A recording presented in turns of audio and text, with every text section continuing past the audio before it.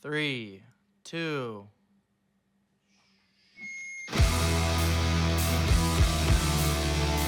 All right, go, Chico, go. Look out.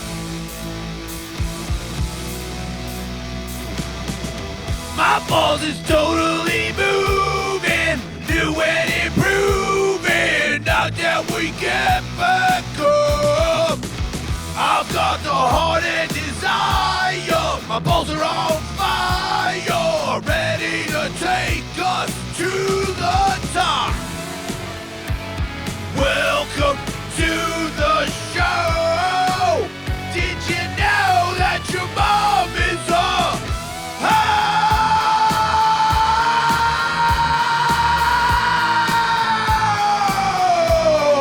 She is.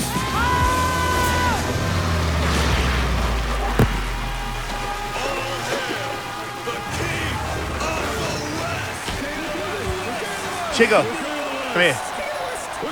Come here. Oh, it's a 4th of July party today, and because his father got up and did stuff around the house. I mean, I do stuff around the house. I do. You got to see me, Michael. I'm like Swifferin? Mr. Mom. Yeah. Mr. Mom.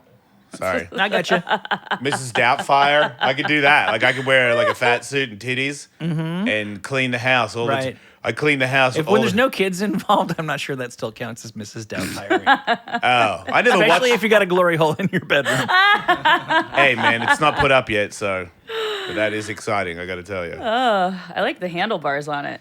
Yeah, I wasn't expecting that. It's funny. I got a tutorial on how to set it up, and in the tutorial, at one point, he recommends that I use extra long screws because That's the only kind you do. Oh. Oh man! Welcome to the show, Megan Holiday. Oh yeah, sorry. I was gonna get Thank to. you. I was gonna get to Megan in a minute. Smoking broken chihuahuas. You know what I mean? Like glory holes. So delayed. And I didn't want to. You know, I punched my head. That was fast Was for me. it? Okay, Oh all yeah. right. In 20 minutes, wait for another one where I'm like, I forget that I didn't do it. Yeah, but the glory hole. Shout out to glory hole guy, by the way. He said get bigger screws because one time it broke from me. I broke Wow. it. Yeah, pumping the door. So he's like, get extra strength ones. Can you, I don't really want to go see it. Can you, and for people who will never have the pleasure, can you explain? I mean, I understand what a glory hole is, but to have one, because I typically would think of. Why don't you want to see it? You won't get the gay if you see it. I'm not afraid of that. I know, but I'm gonna. I'll tell you what. Well, see, here's the thing. I'm gonna send it to Miles, and then Miles can put it up for all of us. To Oh, see. nice. Oh, okay. I was going Yeah. to say I'm a proxy for all the people Yeah. who will never be in your bedroom, and certainly there's someone that will apply to. I had never seen one till today. Mm-hmm. So Because I think of them as being in remote locations. I think of a gas station. Yeah, bathroom. exactly. Right. That's your classic 1000%. location. Yep. So I just kind of want to know.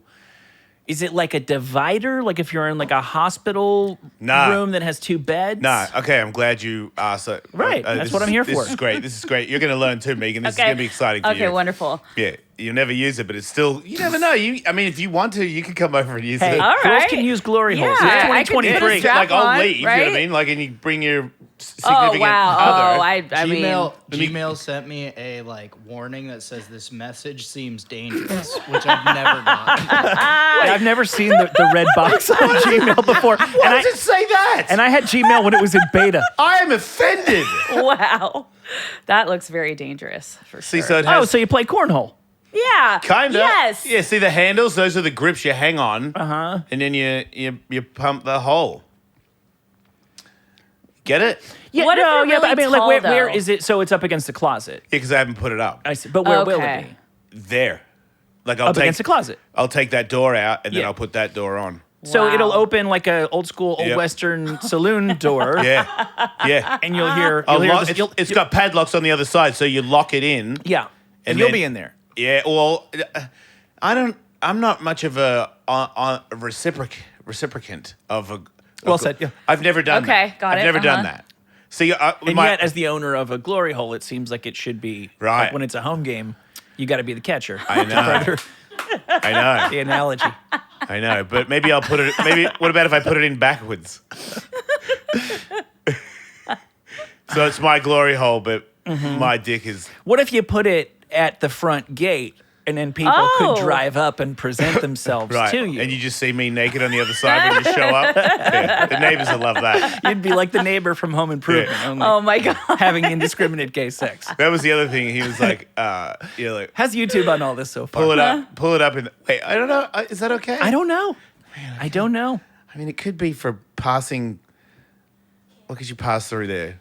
Because that's what they're for. People think they're for sex, but they're not. No, of course not. It's They're for paying tolls.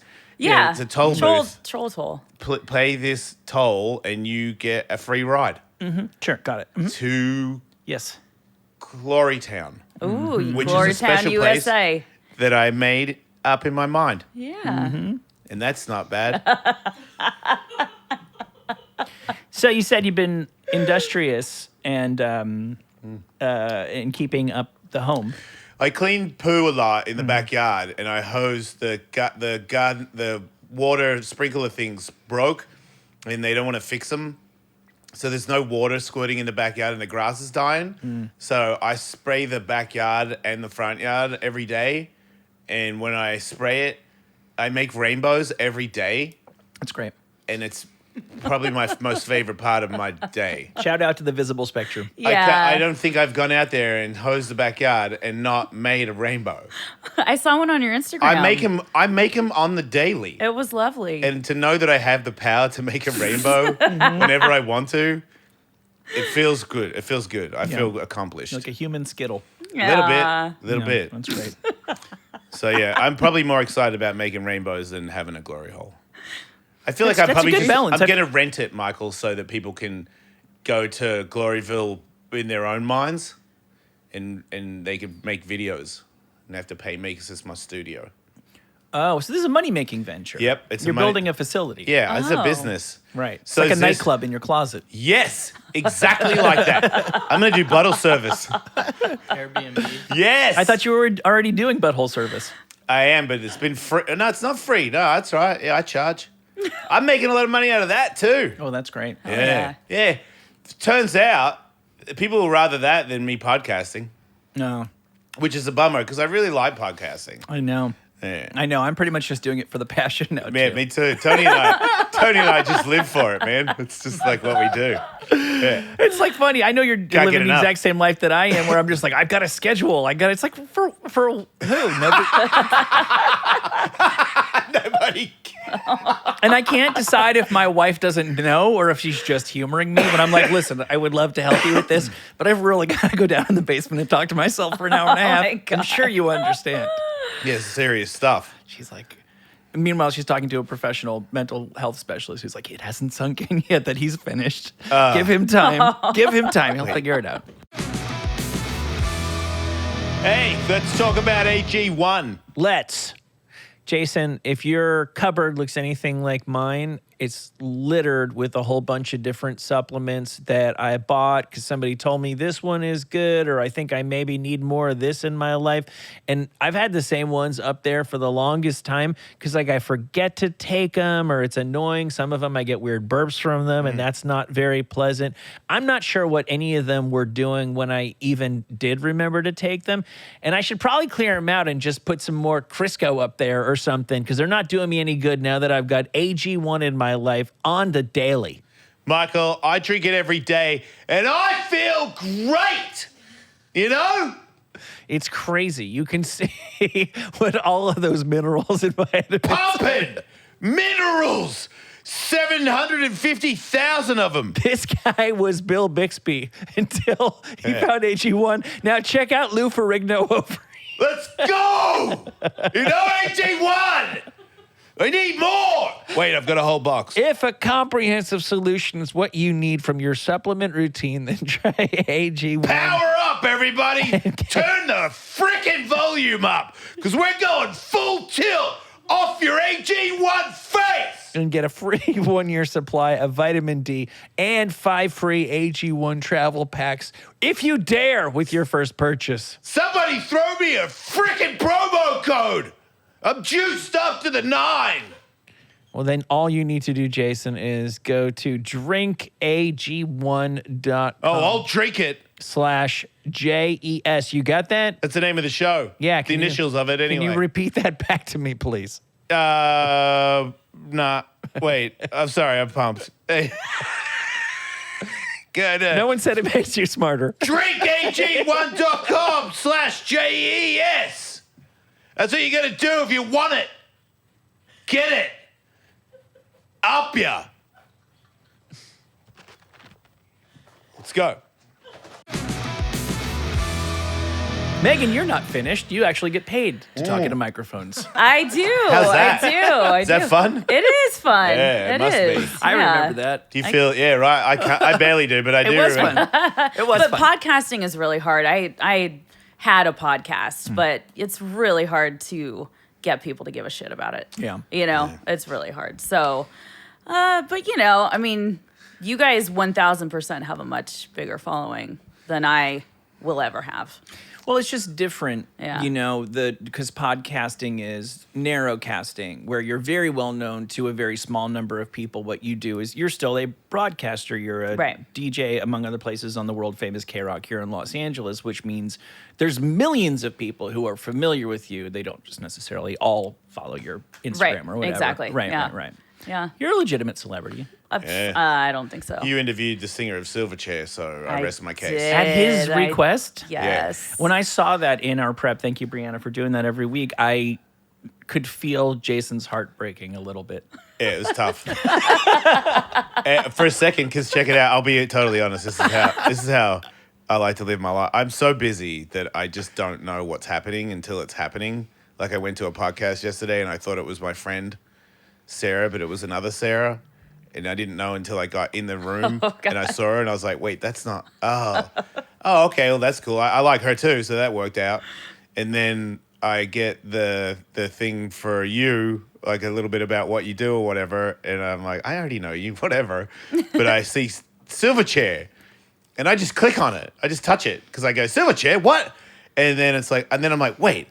Is he coming in with Megan? Because I'm wish. and I'm like, wait, I'm going to talk to the singer of Silverchair. This is a little too much for me.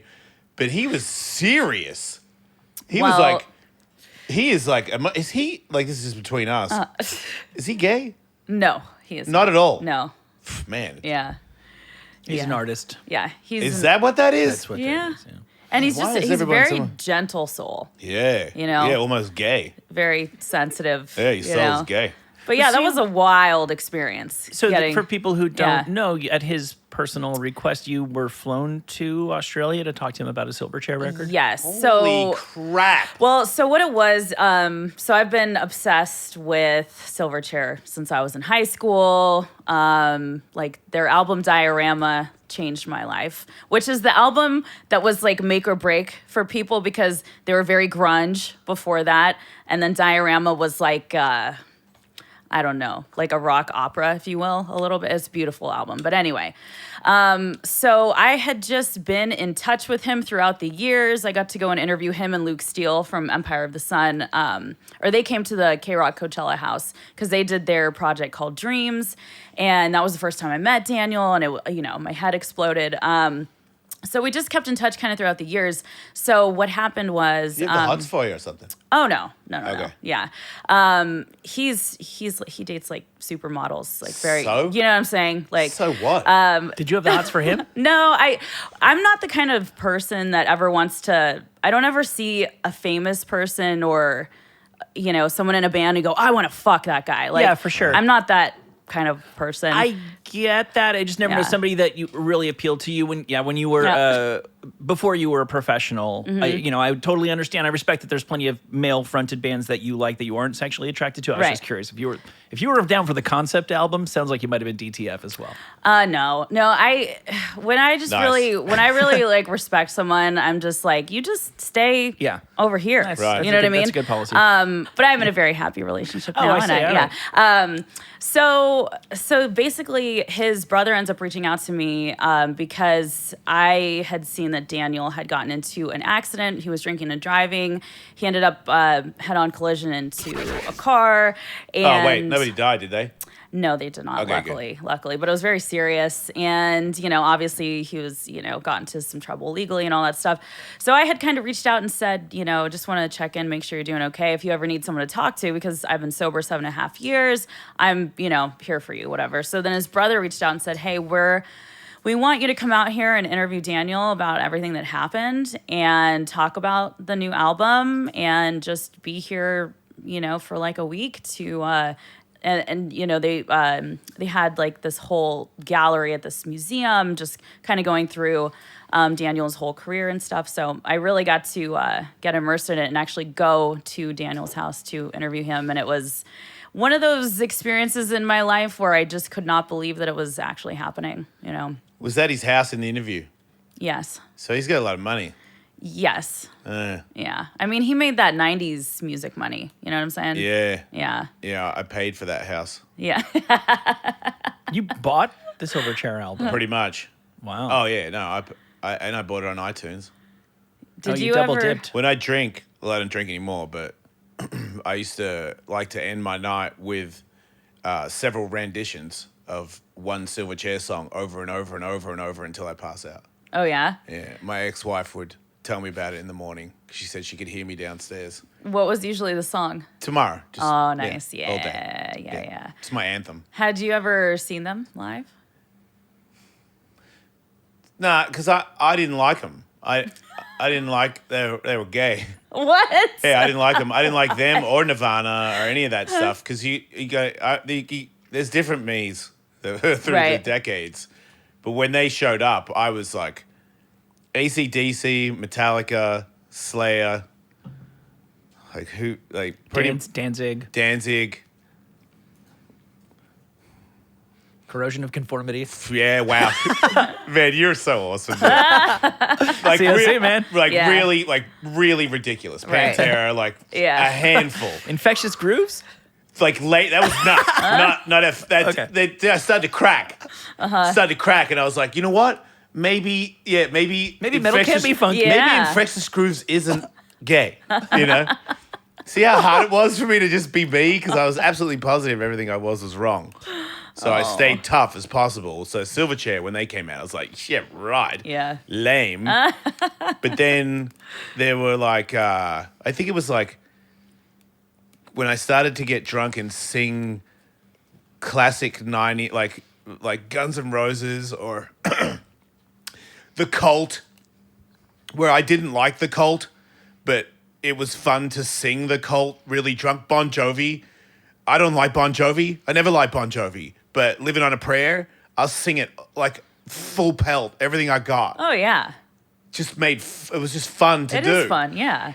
So something changed and I started to like songs for other reasons and let go of keeping it real. Being tough. Yeah. So then that song just became timeless. And then it was kind of, maybe because I live here so long, I miss Australia. And that was just like a part. When I play that, it's like just the good parts of Australia that it reminds me of. It doesn't remind me of anything else. But Yeah. just good times. And I think drunk Jason just wants to have a good time. And I'll have it over and over again if I play tomorrow over and over again. Oh, hell yeah. I got to tell you, I fell in love with Australia. I loved it there. Was that your first time? That was my first time. Yeah. Have you been back? No, it was a year ago I went, so. Oh, wasn't that long ago? Yeah, not Right. that long ago. And it was great. And I went alone. How long were you there? I was there for about 9 days. Okay. Yeah, it was What great. part? So I was in Sydney, Melbourne, and then when I was up at his house, it's a little beach town called Newcastle. Oh, yeah. Yeah, and that was cool too. I went to Newcastle when I was 16 with others to go to a skateboard contest. And it was like, I was really young and really a baby. And some of these other older skaters were like, we'll take care of him. I think they convinced my stepmom, I don't know who. I think I was pretty free to do stuff. No one was really watching, but I didn't know how to do anything. And they were super hungover and they were like, Ellis, get food for us. So I went to McDonald's and I got them all McDonald's and they were all mad at me because McDonald's sucks. I didn't know because I was 16 and I can eat McDonald's and I don't feel bad. But I got beer poured on me when I was asleep. Like I got bong water. Like I got really. I was a rat, and I got like disrespected. But I went in the contest. I didn't do good in the contest, but it was like my first traveling without family, like pretend to be grown up, and it was, and all everyone just kept bringing up how useless I am, and I just kept getting high. Everyone was getting me super high, and I think I was still very young, so it was like really fucking with me. Like I was really high, and everyone was just making fun of me. So like, how old were you? 16. Oh wow. And then before the end of that year, I went to America. Wow. So it was like I got a bus. I knew how to catch a bus, and then I knew how to catch a plane, like straight away. But I didn't know how to feed myself or any of that stuff. Megan, how did you get into your line of work? It was kind of random. I was going to college up in the Bay Area, and I went to a summer festival called BFD, which is the radio station in San Francisco, Live 105. It's like their summer thing. So it's like K-Rock's Weenie Roast. And I met someone who, before I got there, I put a bunch of mushrooms in my In-N-Out burger, and I ate it. And then I'm in there, I'm tripping balls, I'm having a great time. And then my friend Madeline is like, hey, I know this guy that works at the station. He's going to give us better tickets, blah, blah. I'm like, sweet. So we get these better seats, and I'm watching Social Distortion. Madeline has to leave. And then the guy, and he's on radio, actually in LA at our competitor station, but I love him very much. His name's Menace. So he comes up and he's like, hey, like, where's your friend, you know? I'm like, oh, she had to leave. He's like, well, come backstage and whatever. So I'm tripping balls on mushrooms, and I just start telling him, you know, about how much I love music, blah, blah, blah. So he was like, you should come intern like on our show. So I didn't go and do it then because I was still in college, but it planted that seed in my brain. So I moved to San Diego after I graduated, and I applied for an internship at 91X down there in San Diego. And I got that internship and just started like on the promotion side of Gave things. out a lot of stickers. Gave out a lot of stickers, a lot of T-shirts. But, you know, I was like, oh, it's fun to be here. You know, there's always something happening. There's always bands coming in. Like, this is awesome. You know, so... Why would you put mushrooms in the burger? That's my only question as well. Well, Why would you just eat the mushrooms and then eat the burger? Didn't the burger taste nasty because it had mushrooms in it? I was, 20? So it kind of worked. It totally worked. No, I don't mean like just, tripping bit. I mean the way that you consumed it. It wasn't just a giant nasty burger. I don't think so. Yeah, or maybe I never just would've put thought it. of that. Maybe I just put it on one side, and I just because like they're so gross when you eat them. which So is- this way I was kind of like won't be as gross. Yeah, I don't know. But That's an interesting theory. I never Yeah. thought of it. yeah. I always kind of weirdly liked eating them. The gross part was... Yeah. Oh, you would. You kind of have that. You can have that vibe about you. He has that I vibe. don't need to take that I'm from just you. kidding. I don't know. Yeah, It was just- I would love to know what the vibe of a person that loves to eat dirt looks like. it's funny. It's like, I guess other than weed, there really isn't a... You just... I like to eat painkillers. You associate the pain of, I mean, nobody likes the taste of whiskey. Everybody likes doing the thing after a shot. It just feels kind of right that you need to power through something to get to the other I side. get that. you know? I understand that. I remember Cocaine smells bad. the great Danny Way told me. It does. He told me once that if you chew them, it works faster. Uh-huh. And it was a time where I was in a lot of pain. So, do I want the pain to go away faster? Yeah. And I remember chewing it and going, oh, man. And he was just like, trust me. And then sure enough, it kicked in. And then ever since then, it just seemed like I don't do painkillers just to like get high. My painkiller like parties have always been, I broke some shit. Yeah. And then the doctor gave me painkillers and it says take one every 4 hours. And I'm like, I'm taking like 4 right now and I'm chewing them up, you Yeah. know? And then I get to be high. Make it worth your while. Yeah. Yeah. But, so I never understood anybody swallowing it after that. Like, unless you were Well, and then when you're a drug addict like me, you just smoke it. You know what I'm saying? painkillers. Yeah, like the oxys. What was your, if you don't mind Well, getting no, into not that, at all. but what Not did at you, all. so you were doing shrooms, drinking, all that Yeah, stuff? and then, so what inevitably happened was I was doing so much cocaine. Right, that was your first. Yeah, it was one of the first ones, Yeah. for sure. And, like, I had convinced my neighbor to become a coke dealer when we Yeah. were high one night, and then he actually fucking did it. Sorry. I keep saying that. I'm going to stop. It's going to end now. Don't you have a job on terrestrial I radio? I Is it just do. my face? Yeah, I I think swear so. my Pretty face just makes amazing. people I think say so. that. now. I think it is. Okay, I'm done. I'm done with the F. Sure. Okay. Did he at least make a decent, honest living as a cocaine dealer? No, that's a whole other Did he story. go to jail? Yes. Oh my God. Yes. I lived with a coke dealer. Did he go to jail? Not while I was there, but he had a girlfriend, and she did so much cocaine that she couldn't keep her mouth closed. And I don't mean talking. Yep. I mean, because she couldn't breathe through her nose. So every time I knock on the door, Just ringing a bell by any chance? every time I knock on the door, he'd open it. Slightly. And she'd be behind him like a dog behind him going, Oh my God. and you think that would deter you. No. But I was like, I need to get like your dog lady. Sure. Give me a big bag. Such a glamorous drug. Really, right? And man, those two were a power couple. Anyway, so yeah, I would do. The benefit of cocaine. I'm sure they're doing real good now. Oh my God. Yeah. You know, at one point, Rodney Mullen came to the house because there was other skateboarders that lived in this house. So I'm buying coke off this coke dealer with the dog lady, and then I'm in my room like a couple of snorts off, panting like a dog myself, and someone goes, "Hey man, Rodney Mullen's here," and I walk into the living room going, "Shut up! There's never blah blah blah effing this, no Rodney Mullen." And there he is standing in the living room. Oh, my And I was God. like, oh, no, because I've always been very respectful to the gods of skateboarding. Yeah. You know, and I was like, to me, Rodney Mullen's like a child. Yeah, he's so. I mean, if you're doing sensitive hard and drugs, you don't touch children. You don't go near children.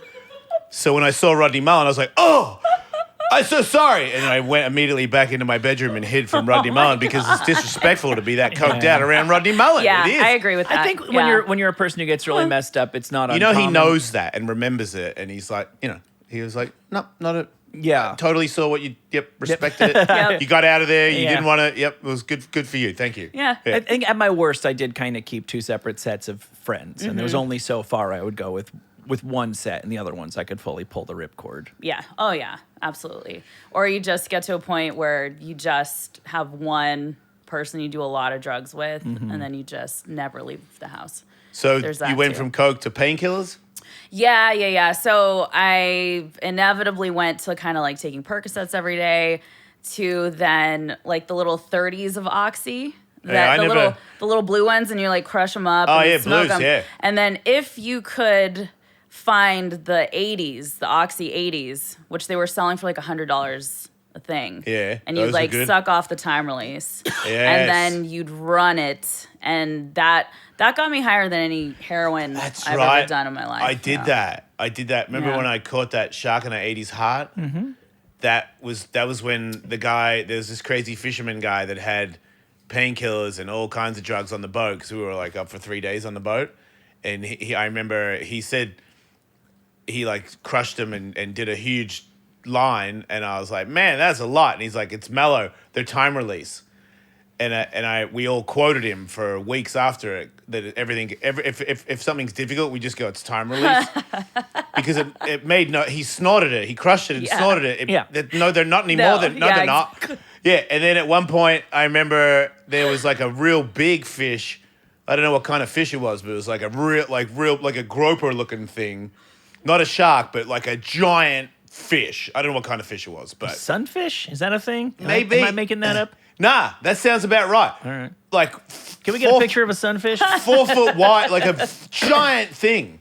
And I get off the side of the boat and I'm like, whoa, look at that. And then I sense somebody on the roof of the boat above me. And I look up, and as I look up, I see this dick and balls on a man. He's naked and he's flying off the roof of the boat and he lands on the giant sunfish. Oh my God. Yeah. Wow. So time release my ass. Now, I've heard you tell that story before. Did it look anything like this? It looked like that red one. The red one next to it, yeah. The long ear sunfish? Huh.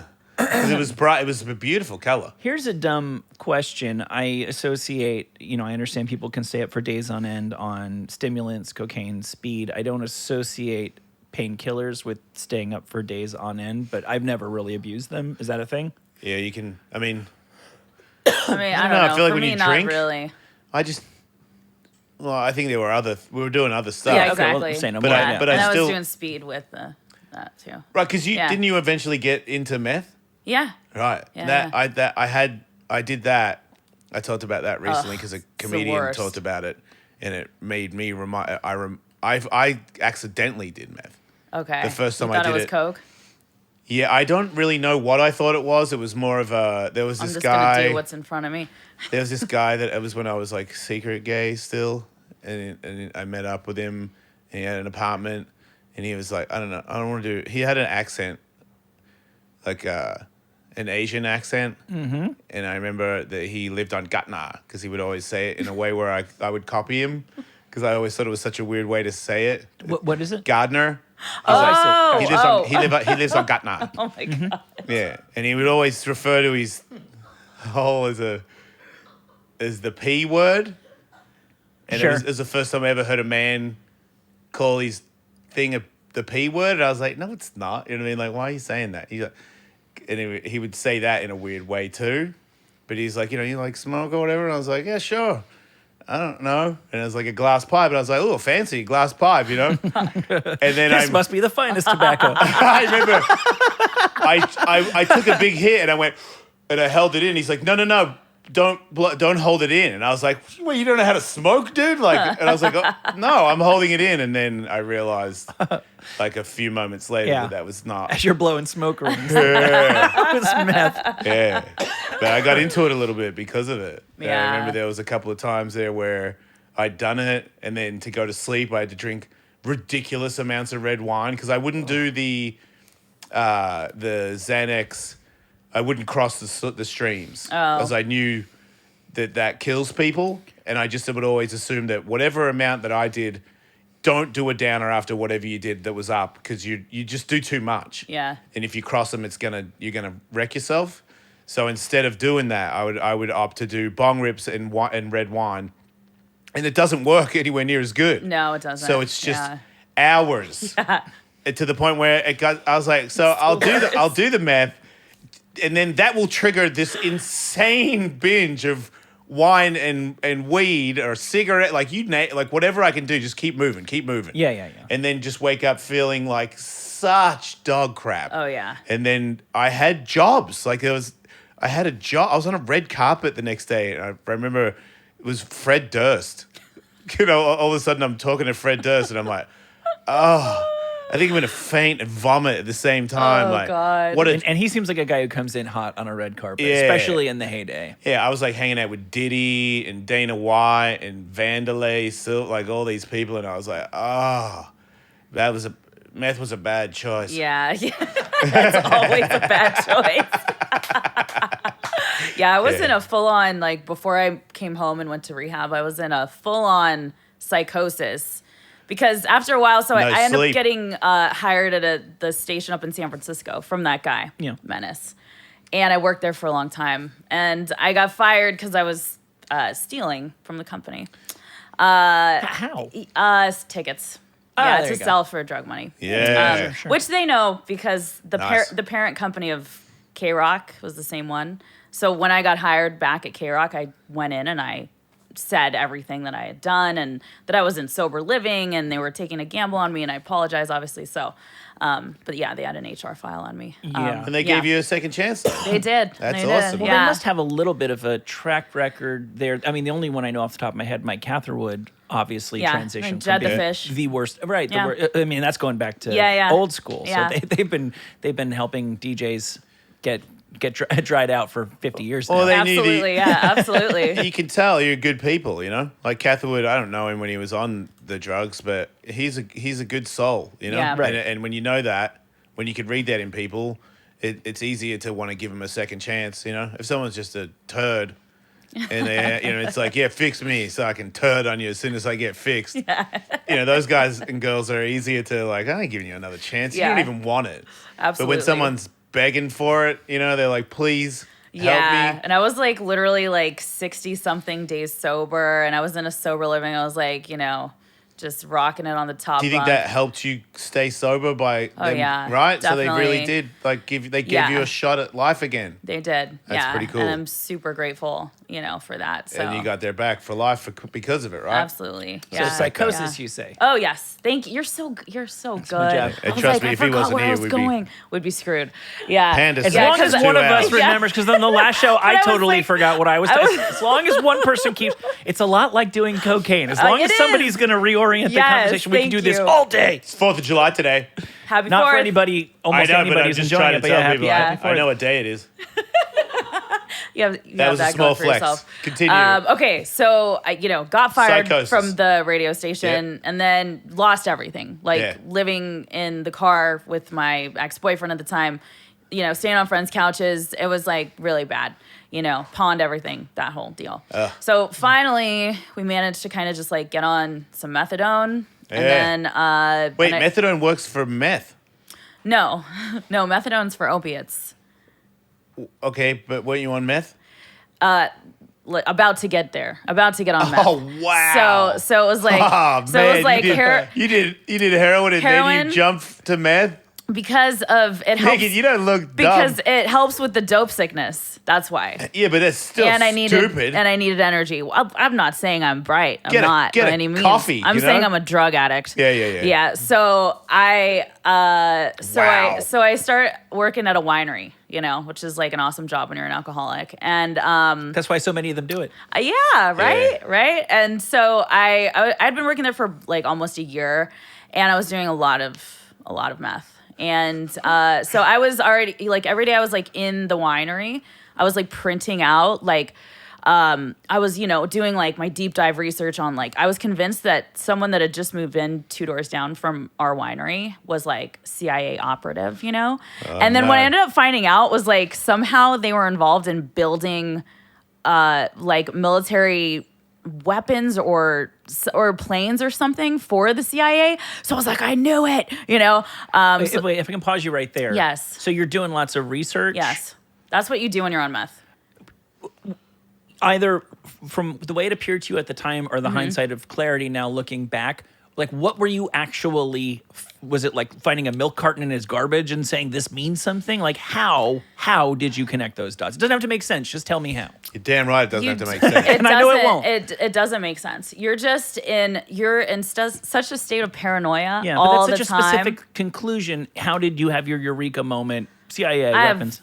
I don't know. Wow, I have okay, no all right. idea. Say no more. No Okay. idea. I just Googled the name and then I start digging. LinkedIn. Yeah, and then I knew just it. start finding out all this like weird stuff. So anyway, that's how paranoid I am every day. And then so anyway, these people come in and I serve them, whatever. They leave, and to this day I don't know if this is true or not, but they do a costume change.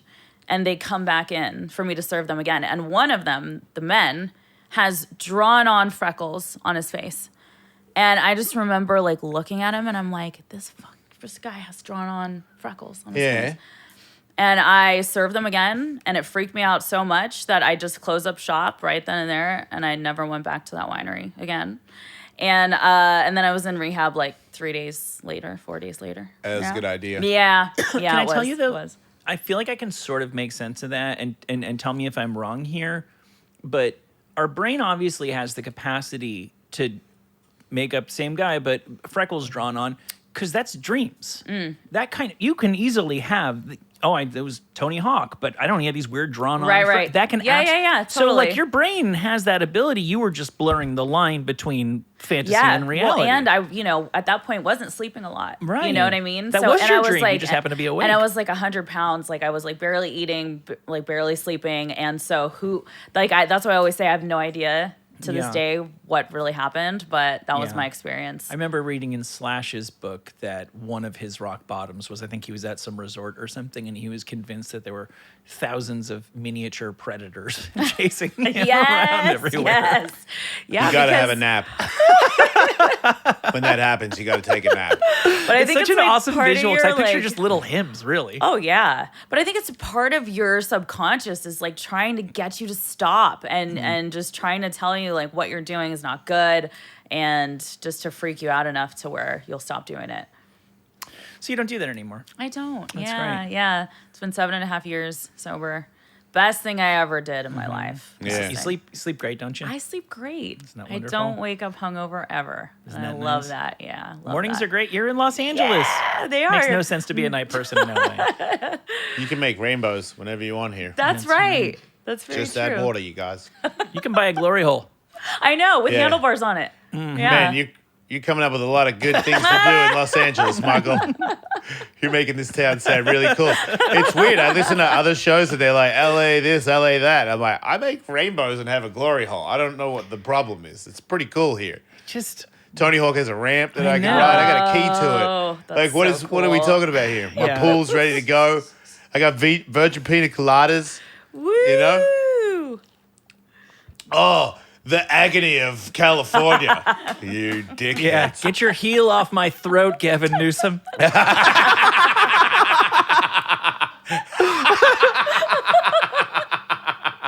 The guy is literally strangling the life out of me. From 800 miles Yeah, from right. here. Yeah. Choking on my virgin pina colada over here. From the rainbow world. So what's the single coolest thing that you have gotten to do, short of course, meeting Silverchair as... And being on this show. As obviously. Right. I mean, come on. As a Yeah, personality. It's huge. I think, well, one of like the earliest things that I got to do in my career was interview Jack White and in his trailer backstage at Outside Lands. And I mean, like, he looked like he had just walked out of like a Tim Burton movie, you know, and I'm like 21, 22, so young. And, you know, and I'm sitting in there just like interviewing Jack White, and that's just like a musical hero of mine. I mean, I don't know, just getting to talk to these people that I've just, you know, grown up loving. Because, like, I feel like music has been my number one love up until I met drugs. You know what I mean? So, yeah, I mean, I don't really... No, that's plenty. Yeah. I get it, you know, because I feel like the, you know, celebrities and famous musicians and stuff, like, so many people freak out that they can't have a normal interaction. Sometimes it almost seems like they welcome meeting, like they hang out with the same 10 like musicians and groupies all day, and they can't talk to people at the supermarket. They can't go to the supermarket. Yeah. So when somebody just vets you and you go on their trailer, they're like, oh, hey, do you want a cup of tea? And you go, I mean, I remember having a very polite, civil afternoon with like Joan Jett. And it was Oh like, what my God, the that's heck so am I cool. doing on Joan Jett's tour bus Yeah. right now? This is so, you know, little old Mike Tully in Rutherford, New Jersey never could have possibly imagined when, I mean, I was there when MTV started. Oh, my God. I have one like that, but it's not cool anymore because turns out he's a dick, but There could be so many people, let's guess. but somebody that came on the show that's very famous and I respected a lot. Oh, yeah, right. And he started to like me, and I was like, wow, because I always took him as a pretty smart guy for such an anarchist. Because I've seen interviews where I was like, this guy's got a brain. And this is all set up. Like, he knows what he's doing here to make this whole thing what he is. And he likes me. And I could tell he was super shut off, wasn't going to talk to anybody. And I was like, man, I really got a skill. That's cool. And then he was like, let me get your phone number. I'm like, really? And I started hanging out with him a little bit until I, you know, caught on that it's that's not a good friend to have. Yeah. But it did feel good at the time because I was like, I'm nervous. He doesn't like people. He looked like he was for sure going to not like all of us, and he had a good time. Yeah. So I get that, like, because I don't like James Hetfield's the biggest person I could ever meet, and he did an interview and he didn't really like me. Yeah. And it was like, people were like, man, you got to speak to your idol. I'm like, yeah, it was pretty bad. And it wasn't a terrible interview. He wasn't Yeah. like, I will never speak to Jason Ellis again. It was just like, he's like, I don't know, some dude, good for you. Totally. It wasn't Totally. it wasn't anything, but it wasn't face to face. And then I met him at the ESPY Awards, I think. I don't know how I got accidentally interviewing on the red carpet. Like, I went there to get wasted and party, and then somebody didn't show up to interview, and then they said, hey, Jason, do you want to do it? I was like, yeah, sure. And then I'm just on some line, and they keep saying celebrities, and I'm interviewing people. I don't care, because they're just goofs that I don't care about. And then they go, coming up next is Metallica. And I go, wait, not the Metallica. And then I look down the green carpet because they were, you know, action sports doing something different. But that's very extreme. That's the most extreme of Really, all they don't- carpet colors. They literally don't care, Michael. They don't answer to anybody. They're like, do it green. We're doing it green. So yeah, they're there, and it's right when Jason Newsted had left. So it was just the three of them, and there was no official bass player. Trujillo. Right. Yeah. When And Bob I- Rock was the bass player. Oh my Yes. Man, I hated that guy. You know, I told you I vibed him at a Target once. Like I almost said something. He walked by me and I almost was like, "You son of a bitch, Bob Rock!" Like, how dare you? You know what I mean? You are some kind of monster. Yes, yes, You yes. guys are recently You're the watched load. it. You're the load. Yeah. So good. Oh my hate god. that guy. I mean, Okay, so keep going. Yeah. Oh, so Kirk comes up first, and the other two are still talking. And Kirk's like, "Hey man, I'm like your biggest fan. This is like crazy to me."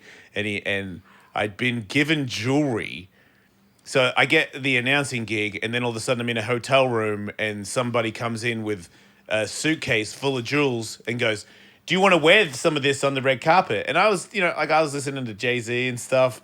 I had like a tight little beanie do-rag on, and I think I had like a tiger shirt on. Like I was full douche. I probably had lugs on or Timberlands. Like I was really going for it.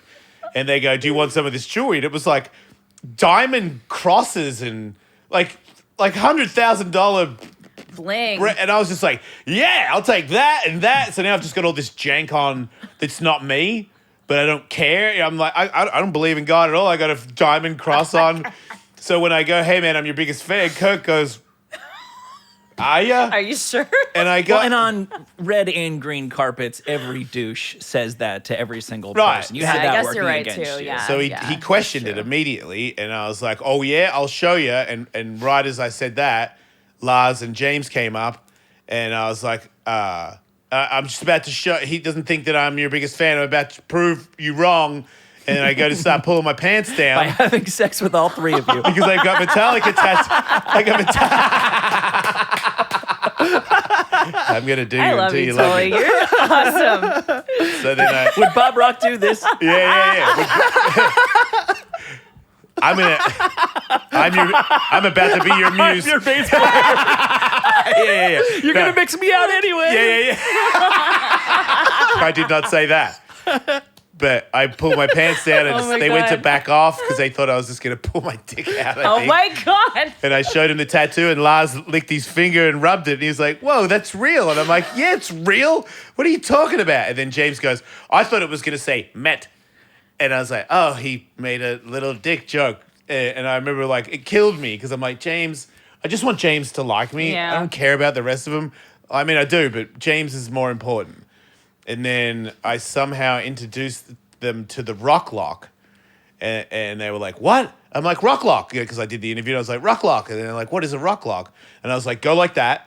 And then you do the other thing where it locks in. Oh yeah. And he was okay. like, James was like, "I like it. I like the Rock Lock." And then I saw him later on that night and he was like, "Rock Lock," and gave it to me again. And then my skateboard buddy said he saw him in Vancouver and James gave somebody the Rock Lock and called it Rock Lock on stage. And I was like, "There you go." See? So he did like you. Yeah, no. But yeah, sure. Changed his life. I did. Yeah, there you you go. did. Again. Yeah, I Yeah, he always carried do. that with him. I met him one time. He came to our winter show for the Yeah. radio station because Green Day were headlining. And he was just hanging out backstage, having a good old time. He was really nice. But I think what I have to remember with these artists is like, depending on what their day looked like, how much travel, how jet lagged they are, blah, blah, blah. Like they're gonna be moody sometimes Yeah. because I've had, I'm not gonna name the band, but I did an interview with them one time and they were not in a great mood at all. And I also think they're just used to like cheesy like radio and TV people, which I get it. It's like most people are kind of, can just be a little bit much. So, and then I met the same band at one of their after parties and they were lovely, Yeah. and then so Isn't it funny that you start by seeing their lives? Because I've always, especially from like being kind of a bum and then working my way up and people's opinions of like, you're going to make it, Jason. And then when I make it, it's like, oh, too cool to like do this or too cool. Must be nice. Like it's like little attitudes like that that I've also had. Yep. But then by being involved in it, like Kerry Hart, I love Kerry Hart. He's a dear friend of mine. He doesn't text me back sometimes. Yeah. And I'm like, what kind of a busy. friend doesn't text you back? Watch Carrie friend who- Hart's phone. Yeah. Watch what it does. Yeah. And see what he does in a day, and then understand why. If he opens it, like sometimes I don't open text messages because if Yeah. I do, and like 4 more come, and I forget to get that one, then it disappears because Yeah. I'm getting pulled everywhere. Totally. And I feel like You want to know the bigger how- people get, the more you gotta understand. Like Tony Hawk is somebody where he's like, I will pay for you to leave me alone. Yeah, You know what I mean? Like, how much money? You know what I mean? Like to get me to leave my house. It's not about me going there or getting an award or doing a demo or getting a pat on the back or TV commercial, whatever you're gonna give me.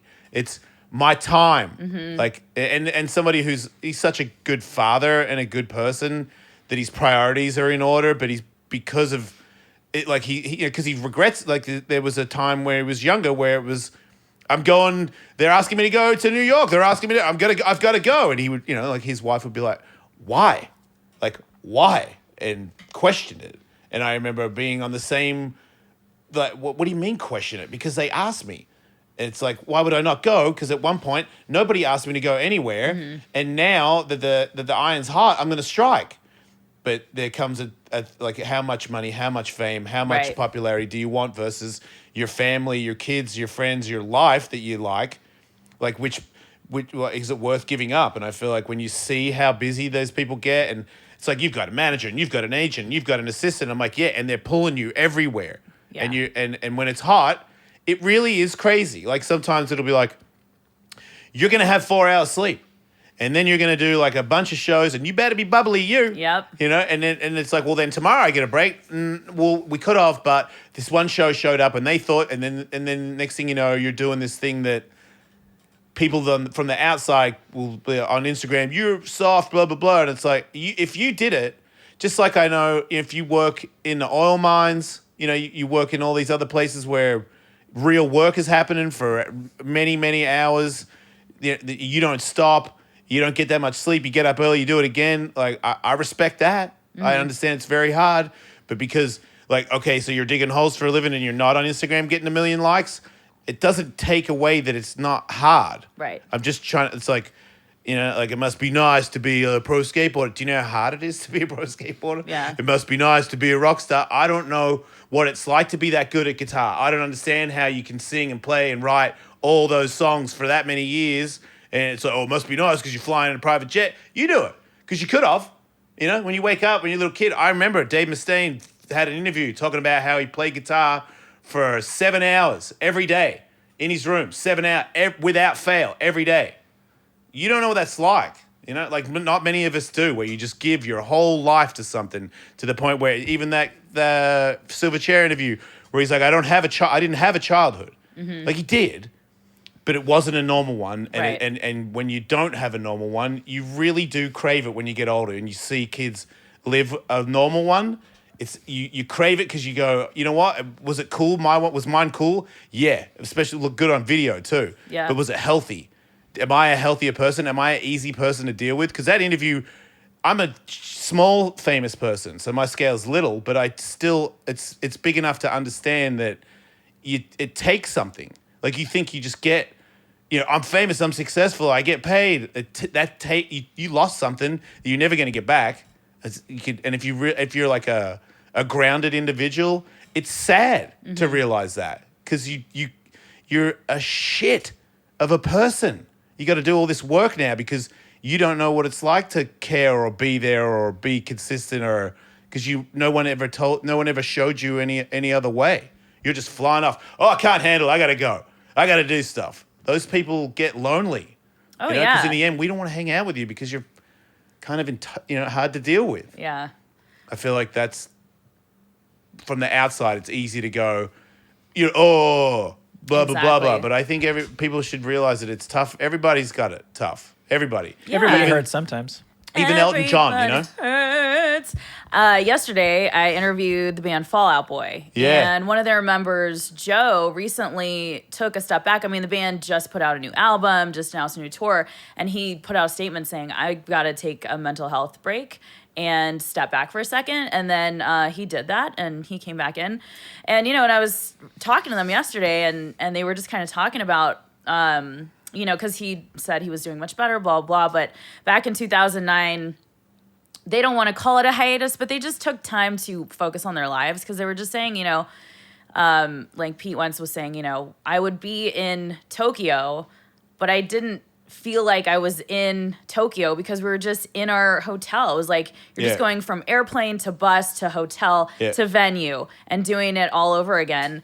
And you have no stability. And it's not like anybody is saying like, woe is me, but it's just like that takes a toll on you. And did you? I'm sorry to interrupt you. Did you see the Radiohead documentary? I think it's called "Meeting People Is Easy." Ooh, I don't think I saw that. You should watch it. It's the Okay. same thing. They say in the I believe, if I remember correctly, they say in the documentary that Pink Floyd tried to film the same documentary of here's what life is actually like on the road, and ultimately decided not to release it because they realized it would make people realize it is not fun so at boring. all to do this. And they were going from the Bends, which was the first album was very successful, and then the Bends was much more successful, but then OK Computer was the like, you guys are rock geniuses. And there's just a part where somebody is interviewing like the bassist, one of the more minor members, and he just asks the most mundane question, like, were you surprised at how much the world responded to OK Computer? And because it's such a question the guy has answered so many times, and because you could tell he was a genuinely good soul who didn't want to give the canned answer, he stops and starts to think of a way to actually talk to him like a human being. And the guy from Radiohead starts crying. Oh my He literally starts crying because he's like, and the guy's like, we don't need to. And how great is that because you've been in there, particularly when you're not a very established personality, you've got 5 minutes with Radiohead and you're cool enough to go, I can go back to my boss and just say he wasn't up for it. Most people wouldn't have the presence of mind to do that. But at that, after an hour of the documentary, when that happens, you're like, I can see why this man is crying. That they're asking him, hey, your album's great. Tell me about it. Yeah. Because it would wear you down. Yeah, you get so sick of hearing your own same story that it just takes the beauty out of the art that you worked so hard to create. For sure. And you're just like, the whole reason why you put it out into the world is for people to relate to it however they want to relate to it. Don't come to me and ask me what it's about. But it's like part of what I do, like that's my job in a sense, to ask those questions. Yeah. But I try to ask different stuff, you know what I mean? I try to, I don't know, relate to bands on a more like personal level, or just even asking them like dumb stuff like, you know, like the drummer, like, what do you listen to before you go on the drums because you're so fired up? Like, what do you listen to before that? And then what do you listen to when you're sad? Like, just little things that you're not really going to know about these people that are kind of inconsequential, but like fun little facts. Sure. Well, you I know? mean, we've been doing this for a while. You can see the difference when you snap somebody out of. Then I can do this with my eyes closed. Right. And you can actually literally see the pause where they start to answer and they go, oh wait, that's a question I actually need to think about the answer to. Yes. And then the person starts to come out. Is that, remember when we interviewed Machine Head backstage and the singer was playing guitar the whole time he was Just answering my running scales questions? and warming up. Flying. His hands were flying. Yeah. It was very difficult for me to continue to ask questions because of how impressed I was with his fingers Yeah, flying around totally. while he was answering the question. And then finally I asked the question where it made him stop playing. And then he was like, wait, what? Yeah, they came on the show. They liked us. Yep. From that, You I have think, to and I swear win it was these that people over. It was That's the that one thing. question. Yeah. And it was dumb too. Yeah. Like, it was a super stoner shark. I think it's something. Yeah, it wasn't necessarily like horse-sized ducks or duck-sized horses or something, but it was close. along those Yeah, lines. yeah, totally. Something to do with sharks, and he was But like, it's- "All right, I'll go. I'll bite But on it's just stuff like that where they're like, okay, this is going to be fun. This is going to be something different, you know? And it was the same thing with me Rob with the Flynn. band yesterday. And with most bands, they usually take a second, you know, it takes about a minute or two. They're kind of like, you can tell they're sort of like, what are you going to say?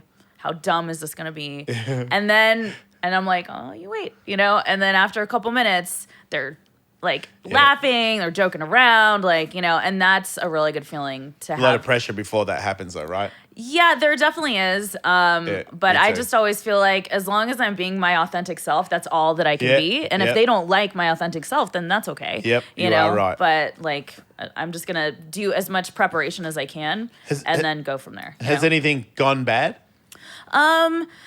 I've never had like a really, really bad Right. interview. I mean, sure, there's been times Has when anyone it's been angry or anything, though? awkward. No, I've never really had anyone storm off or Right. anything. I mean, definitely just moody answers. But very you seem short like somebody answers. that when they're moody, you go, okay, I'm gonna go soft. I'm gonna because you're terrestrial. You're not trying to.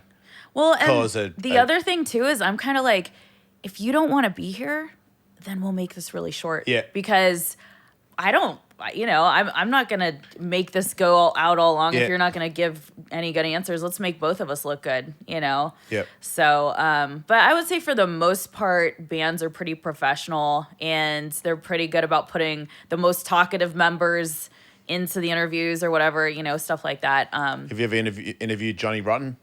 No. Yeah, he's No, fun. I wish. Do you? Yeah. I got obsessed with Pill like during the pandemic for some reason. They have a new album. Do they really? Yeah, believe it or not. Oh my Yeah, God, Public that's- Image Limited. Don't Yeah. ask him who the band members are. I fucked up, I actually had a moment with him where I got him to be real.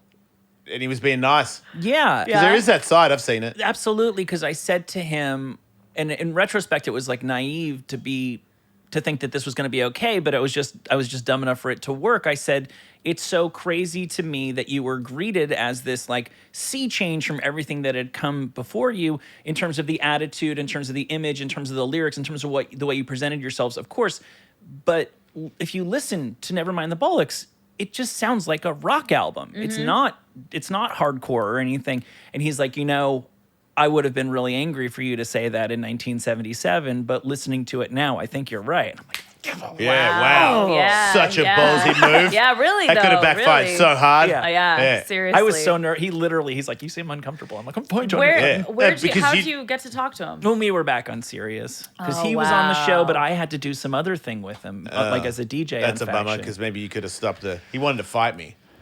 No. Yeah, he got up and him and his security guard who Rambo, was that his name? Yeah, he looked like he was the same age, so it looked like he'd been his security guard since back in the day. Probably, yeah. So he was just an old dude with a suit on, And then they both stood up, and I'm like, wait, you're both standing up? Like, wait, are you gonna punch me? Like, and the rock guy was like kind of puffing up, and I was like, I wasn't trying to do anything. And then they left, and my boss was like, just so you know, he does that to people. Okay. Like, he walked off and was like not even thinking about it right after it happened. Yeah, totally. And he's like, you did nothing wrong. Yeah. But I needed him to say that because I was like, wait, was asking, because I'm like, the original guys, one of them's dead. You know what I mean? Like, so who's in the band? I That's just a wanted you very to say- valid question. And yeah. he was super insulted that I didn't know the names of the other guys. Oh God. Yeah. Yeah. But he, again, just a moody person. I saw Tom know? Segura do an interview with freaking who's the guy that's really into feet, the director? Creepy guy. Quentin Tarantino. Yeah. Yeah.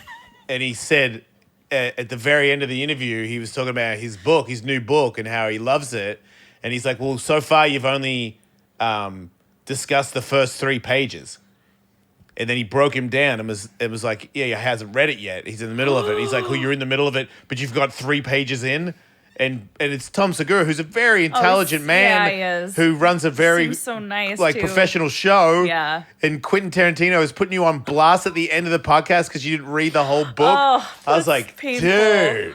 Apparently, Quentin sent the book like the day before. Oh wow. The day before? Come on. It just, I love that it was just such and to watch Tom become what we are. Yeah. Because Tom to me is so much bigger than us, and to see him squirm Yep. and be like, because it could be like, you know what, dude, suck a butt. Yeah. Like you said it to me yesterday, jerk off. Like, you're really trying to call me out, but it's Quentin Tarantino. Right. You've got him on the show, so you go, oh, well, I mean, I want to. Like, and I'm like, man, he's in hell right now. Yeah. I'm saying I know I will love it. Yeah. Yeah. Like, it was Yeah. such a weird. It's the worst when you get caught not Yeah. knowing background and 'Cause information. I hate that. I've always, that's what I am. I never do research. Okay, But my argument was, if I know it and I say it to you, then you can just go, yeah, that's true. Yeah. So I want to know firsthand, what are you? Yeah. What do you do? Where'd you come from? Like, Well, excuse because- me for not reading your freaking Wikipedia. This is how I feel about it too. When you're doing a long form show or you're doing a podcast, I feel like the whole point of doing that is for you to gather information about this person. So asking questions organically and getting those answers organically in that moment is going to actually make for a better conversation.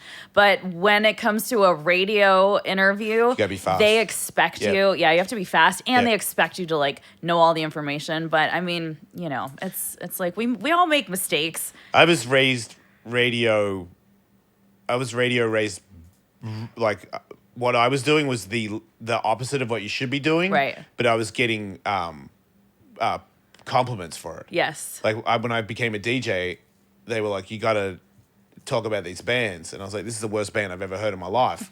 And then my boss would come in and go, "You can't say You would that." say that on the air? Oh yeah. And then he was like, "Dude, if you're gonna just say that this is the worst song you've ever heard, go on MySpace." And then he taught me how to use MySpace. Type in the band, because I couldn't really read or write, so I'd have to watch like the band, like type in the name, and then the photo would come up, and they'd be like the biggest douches ever because they make crappy music, and I'm like, "Oh my god, the singer is an absolute tool."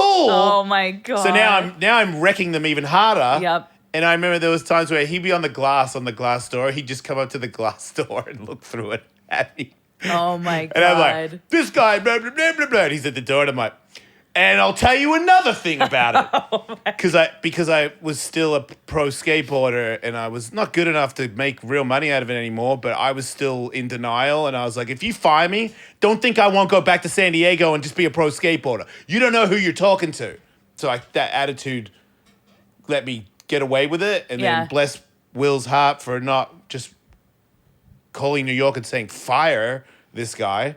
But people started calling in saying, I like AFI, but I don't mind when this dude with the accent tells me that they suck. Yeah, totally. Because it's funny. Yeah, it was funny. So Yeah. I got away with it. Well, I see his and I angle. think like it's refreshing to actually have someone tell the truth about when music really is awful. Right, because I would say 70% of the time, man, I'm being real nice.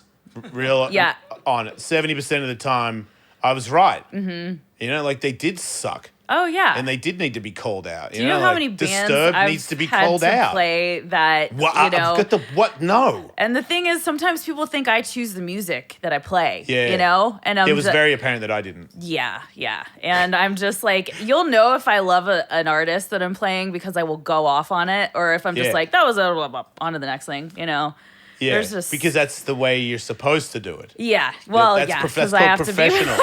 That's a professional broadcaster. I know, but the other thing is that you yourself, you are talent because you were a pro skater and a fighter. And so you can kind of get away with it more so than someone like me would be able to. I think there's just opportunities with when new mediums come up Yeah. because the structure of FM radio Yeah, it is wouldn't have such worked that on there. everybody's Yeah. actually in bed with each other. Exactly. You're not more important. If Metallica goes, "Oh, you insulted that band that we're friends with. We're never doing the K-Rock concert again." You're toast. Whereas if you just have a blog and I remember Jason's very first air check when he was on Tony Hawk's show, but they were thinking about making him a DJ. The line I'll never forget is Glenn Danzig is a Satan worshiping midget. Right? Right. If you say that on your That was blog, good, if you yeah. say that on your blog, it's very funny, but nobody's going to read it. Right. Sirius was in this weird Yes, sweet spot totally. where artists weren't really coming too serious, and even if they were going to New York. They were never going to. Nobody was Yeah, recording. we never saw anybody. Nobody was Wow. recording Yeah, our no stuff. one came into the Nobody building. came to see Not in those us. days, Wow, and yeah. nobody was recording stuff and putting it on the internet and tagging Danzig to where Right. he'd be calling Yeah, he didn't his know. label about Sirius. Totally. So it was this weird sweet spot where there was a lot of freedom, but you were reaching people. Yeah. and that's timing has a lot to do with it. Yeah, it was definitely Yeah. that too. for sure. Yeah. It's so fun though. Oh It my really God. was. Yeah. Yeah, it's funny that boss used to tell me, he's like, "You're gonna look back on this as the good times." Oh yeah. I remember thinking, "You're an idiot," but he was right. It was actually kind of fun. Yeah. Getting away with murder. And then when we got a little bit popular, we had our boss that would come and visit us once a year. And my boss was under him, and he didn't like him. So I got a bad opinion of this guy from New York. So when he came, I didn't like him from the get-go. And he was corporate. So when you're a pro skateboarder and you talk corporate to me, I don't like you. You know, he's like, Jason, you could do this and you could do this. And I was like, how big's your show? Because I had that attitude already. Totally. He's like, I don't have a show. I'm like, yeah. That's kind of how that goes, isn't it? Maybe let me do what I'm doing. Seems to be going pretty good. You're down here, Dickhead. Yeah. Well, I mean, but to a degree, it's like I get it because it's, like someone like Howard Stern defied every single rule of radio. And I copied him straight up. And that's what made him who he is. And, there'll never be another Howard Stern ever again because they will fire you in about 2 seconds. I mean, they fired him too, so. Yeah, exactly. Yeah. And it's like, but so radio, I think in a lot of ways shoots himself in the foot because everybody is just trying to play it so safe because everybody is terrified.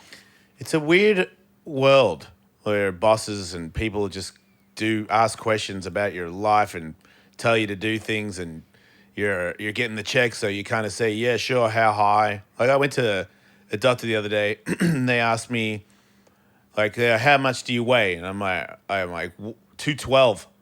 And she's like, stand on the scale. I'm like, I just told you I'm 212. And she's like, stand on the scale. I'm like, no. Like, who are you? Are you a cop? And she's like, and I'm like, I'm not taking all my clothes off. And she's like, yeah, so? And I'm like, well, then it won't be the same. It won't be the right weight. Yeah, seriously. And then I get out and I'm 218. I'm like, I'm not 218. I'm 218 with a fanny pack on and sneakers, you shithead, Now you're making me feel fat because I'm 212. This morning, I weigh myself in the morning when I'm light. Same. I'm 212, bitch. Yes. Back rolls. Sorry, I'm a bit gay. I got to learn that. But that was funny to anybody who's gay. There's probably nobody. God damn it. Anyway. Hashtag back rolls. Yeah, seriously. But also, then they go, then the doctor, then the nurse got to take my blood, my whatever, what is it, blood pressure? Blood pressure, yeah. And then she's like, are you married? And I'm like, why? And she's like, are you? And I'm like, not really. I'm in the middle of a divorce. And she's like, oh, I'm sorry. And I'm like, oh, yeah, great, cool. Why'd you ask? You know what I mean? And then she's like, do you have any children? I'm like, seriously? I just want to check my throat. Yeah. What's kids got to do with it? Yeah. And why does everybody answer your questions? Because I'm not doing it. Yeah. I was like, I don't like these questions. And she was like, oh. And then she was. I took my own blood pressure. I'll tell you what it is. Oh my God. I'll go to Walmart and do it myself. I was like, I don't like. And then it's like, your insurance we don't cover your insurance. I was like, well, I'm not telling you if I've got kids. You know what I mean? Like, I got to pay full price. And you want to know what my whole life is? And your email, and then you're going to send me, I'm going to get those texts from like people, fake Netflix, trying to pull me in. And what about when I get real punchy and senile, and then I click on the Netflix thing, and then you bill me for stuff that I don't have because I'm an old man and I don't get it because I'm a boomer. You're going to wreck me, and you know what I mean? So I don't want to give you my information. I don't want to give you my kids. I don't want to tell you anything about me. Just give me the freaking cough medicine, you bitch. Such a... I won't take it anymore, Michael. And that's I'm not why I taking don't work in terrestrial radio. Yes. I'm not taking it. How much do you weigh? Because she didn't want to get on the scale. Let's just say that. You get on there with your freaking Skechers sneakers on you. Skechers sneakers. Basic biatch. You know what I mean? That's what I'm trying to say. Well, Megan, it's been lovely. Yeah, meeting yeah. you. Hey, you know what? You should stay for my barbecue. You know what, Jason? Yeah? That's a great idea. Yeah. I had no plans of doing that before I got here, I heated the pool. just for me. Yeah, well, Okay. and like 4 other people, but yeah, Okay. pretty much. All right, Did well, you got yeah. a bikini? Hell yeah. I got an American flag Speedo that I'm going to be putting on, let's so go. watch out. Rainbows for everybody. Yay. Miles, you got to be pretty thrilled about that. I saw you smirking Yeah, just now. Miles. Yeah, buddy. Miles loves America too, just as much as me. All right. If anybody wants to see more Jason Ellis show, patreon.com/Ellis, mate. Like, for instance, right now, we're going to do more show with Megan and guests, and we're going to party. And if you don't go there, you suck and you're a loser. Don't be a loser and don't suck, I mean, real. sometimes if you're gonna suck, Do it at the glory hole. Do it at the glory hole. Yeah. Have a good one, everybody. See you next week. Don't die.